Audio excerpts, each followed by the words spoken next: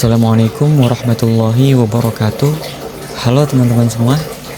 Kami dari kelompok 5 mata kuliah pengantar ekonomi Islam dari jurusan manajemen UIN Syarif Hidayatullah Jakarta. Di sini kami ingin menjelaskan sedikit mengenai zakat dan fiskal Islam. Tapi sebelum itu izinkan saya untuk memperkenalkan anggota dari kelompok kami. Yang pertama, saya sendiri Fahri Musaf Fadilah dengan NIM belakang 067. Nama saya Najwa Zara Bunga Salendar dengan NIM 1240801103156. Dan saya Kumala Kuratu Aidin Rayana dengan NIM belakang 058. Oke, langsung kita masuk ke materi pertama, yaitu pengertian dari zakat. Nah, mungkin dari teman-teman sudah tahu ataupun sudah mengerti apa itu zakat secara praktiknya. Akan tetapi mungkin beberapa teman-teman belum mengerti ataupun belum tahu lah apa itu zakat dari segi pengertian dan definisinya. Nah, jadi teman-teman, definisi dari zakat itu berasal dari kata zakat yang bermakna suci, bersih, dan berkembang. Zakat ini merupakan upaya untuk mensucikan jiwa dan harta dari sifat serakah, pelit, dan juga kesombongan.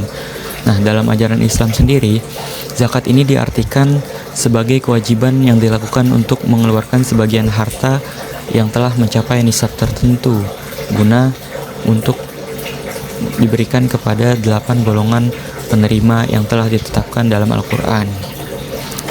Nah, dasar hukum yang memerintahkan kita untuk melakukan zakat yaitu yang pertama ada dalam Quran Surat Al-Baqarah ayat 110 yang artinya, dan dirikanlah sholat, tunaikanlah zakat, dan segala kebaikan yang kamu kerjakan untuk dirimu, niscaya kamu akan memperoleh balasannya di sisi Allah. Ayat yang kedua dalam Quran Surah At-Taubat ayat 103 yang artinya, ambillah zakat dari sebagian harta mereka. Dengan zakat itu, kamu akan membersihkan dan mensucikan mereka. Yang ketiga dari hadis Nabi SAW yang artinya, Islam dibangun atas 5 perkara. Yang pertama, bersaksi bahwa tiada Tuhan selain Allah dan Muhammad adalah utusannya. Yang kedua, mendirikan sholat.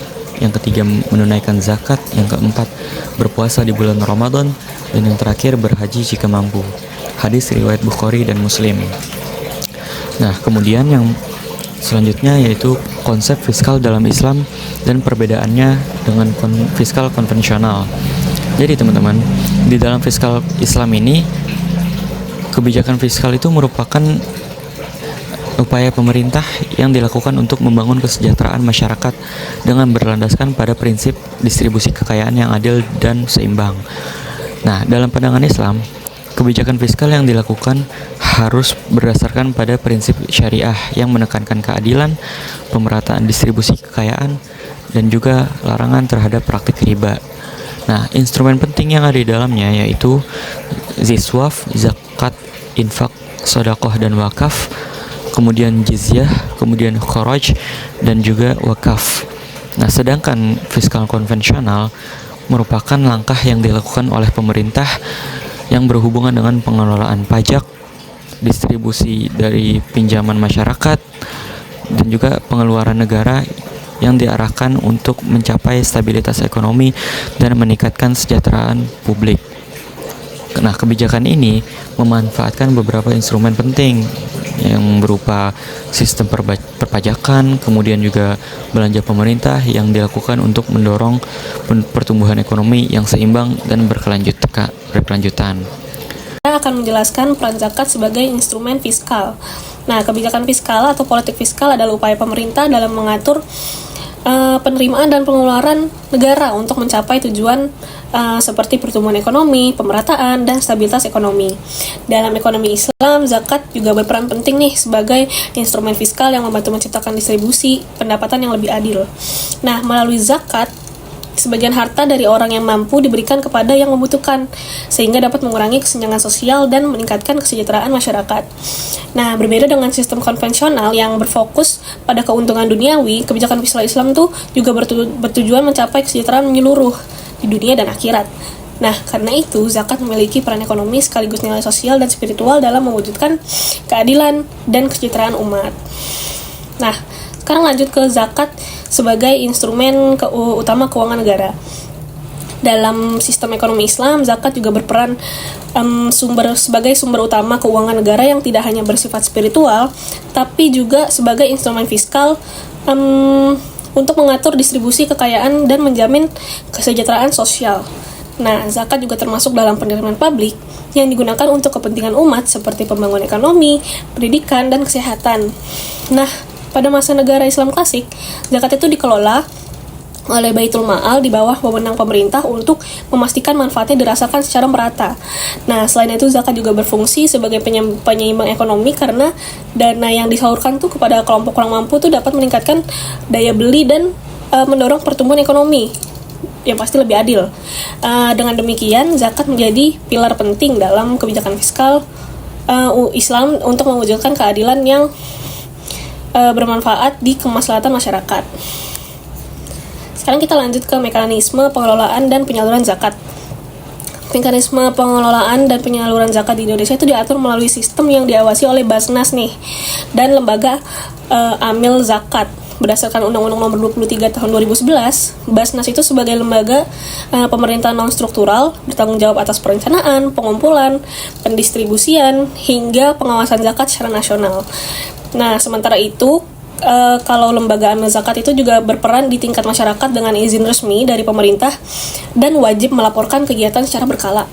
Pengumpulan zakat dilakukan melalui berbagai cara seperti sistem digital, langsung dari muzaki, maupun potongan gaji. Nah, dari instansi pemerintah dan swasta.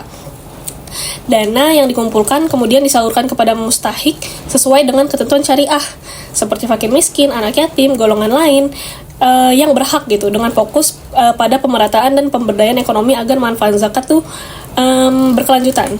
Nah, seluruh proses ini tuh diawasi melalui audit syariah dan keuangan untuk menjaga amanah serta memastikan transparansi. Sinergi antara Basnas dan lembaga amil zakat bertujuan untuk meningkatkan efektivitas pengelolaan zakat dan memperkuat kesejahteraan umat sesuai prinsip ekonomi Islam. Nah, sekarang kita lanjut ke peran lembaga zakat dalam sistem fiskal. Yang pertama itu ada pengumpulan dana zakat. Nah, secara resmi menghimpun zakat dari berbagai sumber seperti zakat ma'al, zakat fitrah dengan sistem yang transparan dan teratur.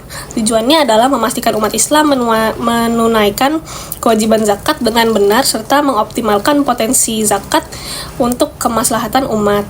Yang kedua, ada distribusi dan alokasi zakat.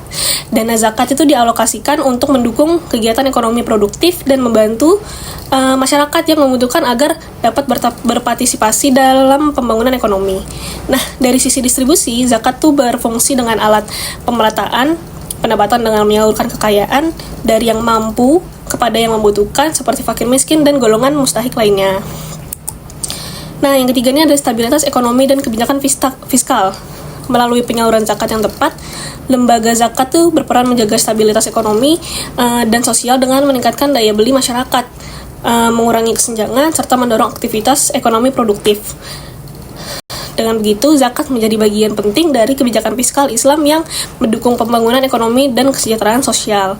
Nah, sekarang ada yang terakhir nih. Yang terakhir adalah akuntabilitas dan transparansi.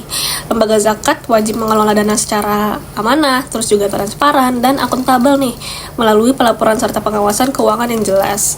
Hal ini tuh bertujuan menjaga kepercayaan masyarakat dan memastikan pengelolaan zakat tuh sesuai prinsip syariah serta tujuan sosial ekonomi Islam.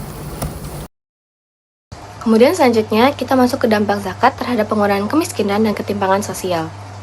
Yang pertama dari aspek ekonomi. Dari aspek ekonomi, yang pertama itu ada mendorong peningkatan konsumsi dan perputaran ekonomi lokal.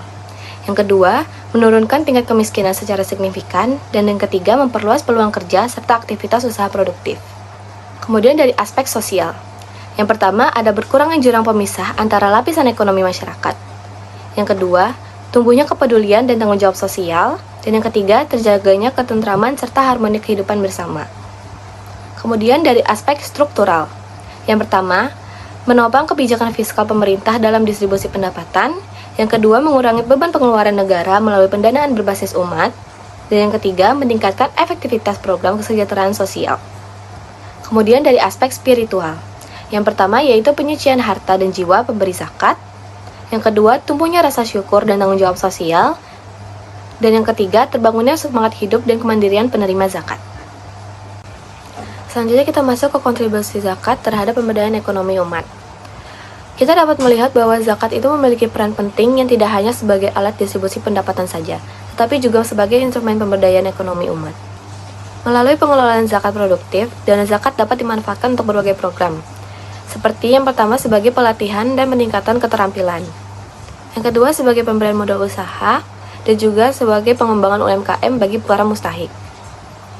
Program seperti Zakat Community Development dari Basnas telah terbukti mampu meningkatkan kemandirian pendapatan dan juga kesejahteraan bagi para masyarakat.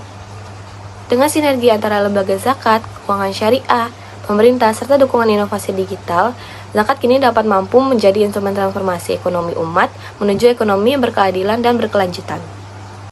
Selanjutnya kita masuk ke hubungan zakat dengan pembangunan berkelanjutan. Zakat memiliki peran besar dalam mendukung pembangunan berkelanjutan, yaitu pembangunan yang menyeimbangkan aspek ekonomi, sosial, dan juga lingkungan. Dalam Islam, konsep berkelanjutan ini sudah tercermin melalui pengelolaan zakat yang adil, yang bertujuan meningkatkan kesejahteraan bersama. Ada beberapa peran penting zakat dalam pembangunan berkelanjutan. Yang pertama, zakat mendukung tujuan SDGs, terutama dalam mengentaskan kemiskinan dan juga mengurangi kesenjangan. Kemudian, yang kedua, zakat dapat membantu menyalurkan kekayaan dari muzaki kepada mustahik secara adil, sehingga ketahanan sosial masyarakat dapat meningkat.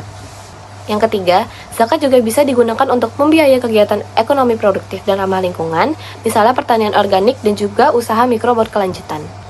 Selain itu, pengelolaan zakat sejalan dengan makosyid syariah, yaitu menjaga harta, jiwa, serta meningkatkan keselamatan dan kesejahteraan umat.